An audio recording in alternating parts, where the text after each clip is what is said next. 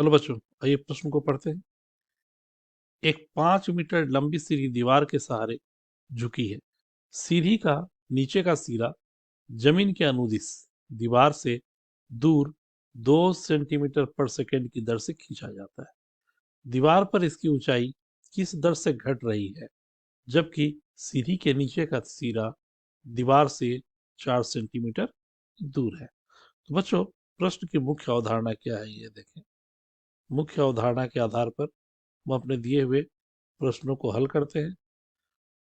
तो प्रश्न जो है बच्चों वो राशियों के परिवर्तन की दर यानी अवकलन के अनुप्रयोग से है। तो राशियों के परिवर्तन की दर यानी परिवर्तन की दर का क्या मतलब है। y यदि हमारे पास x का एक फलन है तो dy बटा dx को हम f डैश x बोलते हैं, जिसका मतलब जो ये प्रदर्शित करता कि x के सापेक्ष y के परिवर्तन की दर क्या होगी। x के सापेक्ष y के परिवर्तन की दर।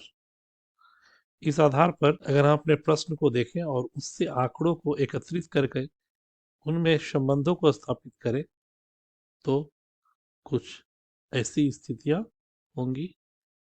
दिया हुआ है एक 5 सेंटीमीटर लंबी सीढ़ी है दीवार के सहारे, यानी परिस्थितियां कुछ ऐसी हैं। ये x ये y मान लेते और ये सीढ़ी है जिसकी लंबाई l है।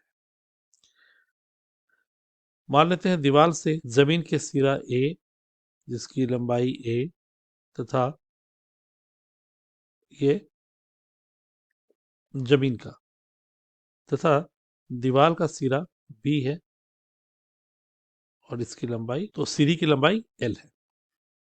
तो l का मान दिया हुआ है बच्चों 5 सेंटीमीटर। नीचे का सिरा जमीन के अनुदिश दीवार से दूर 2 सेंटीमीटर पर सेकेंड की दर से खींचा जाता है, यानी इसे जमीन के अनुदिश खींचा जाता है, यानी dA बटा dt 2 सेंटीमीटर पर सेकेंड दे दिया गया है।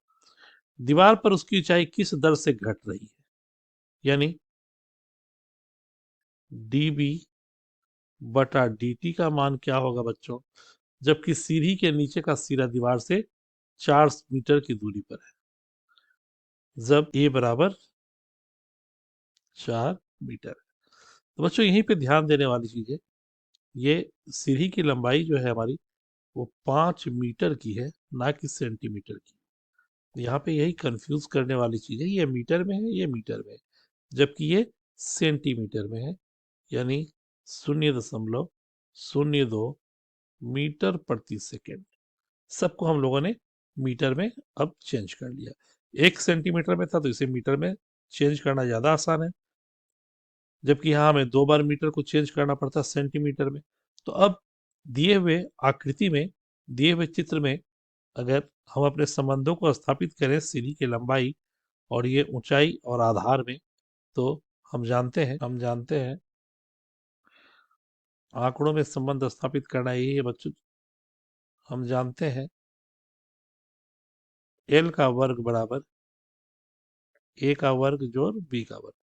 बच्चों जब हम लोग सीढ़ी को खींचेंगे तो ऊपर की दूरी घटेगी और नीचे की दूरी बढ़ेगी, यानी ऊंचाई और आधार दोनों ही परिवर्तनशील है, जबकि सीढ़ी की लंबाई में कोई परिवर्तन नहीं हो रहा।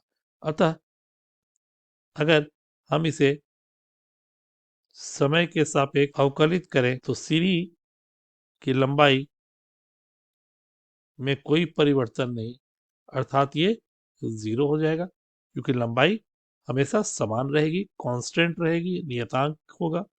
और ये 2a dA बटा dt जोर 2b dB बटा dt, 2 खत्म हो गया बच्चों तो आ गया a dA बटा dt जोर b गुने dB बटा dt बराबर 0। दिया हुआ है बच्चों a दिया हुआ है 4 मीटर, 4 गुने dA बटा dt, यह है 0.02 0.02 बी है, बी हमें नहीं पता बच्चों, तो बी हम यहां से निकाल सकते हैं, चूंकि एल का वर्ग बराबर ए का वर्ग जोड़ बी का वर्ग, अतः बी का वर्ग बराबर एल का वर्ग घटाओ ए का वर्ग। एल 5 था तो 5 का वर्ग, और ए है बच्चों 4, तो 4 का वर्ग, 25 में 16 गया 9, अतः बी का मान 3। ये 3 और डीबी बटा dt हमें चाहिए, तो अतः 3 डीबी बटा dt बराबर ऋण 0.08, अतः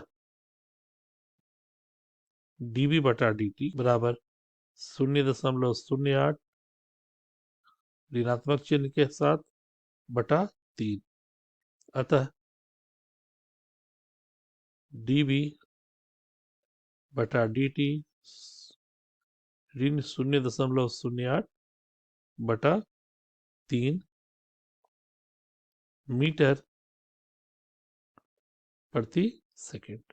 अतः कह सकते हैं हम कि दीवार की ऊंचाई 0.08 बटा 3 मीटर प्रति सेकंड की दर से घट रही है। यह हमारे इस प्रश्न का अभिष्ट उत्तर है। आशा करते हैं मुख्य अवधारणा के आधार पर जो हम लोगों ने प्रश्न को हल किया ये आपके समझ में आया होगा। धन्यवाद।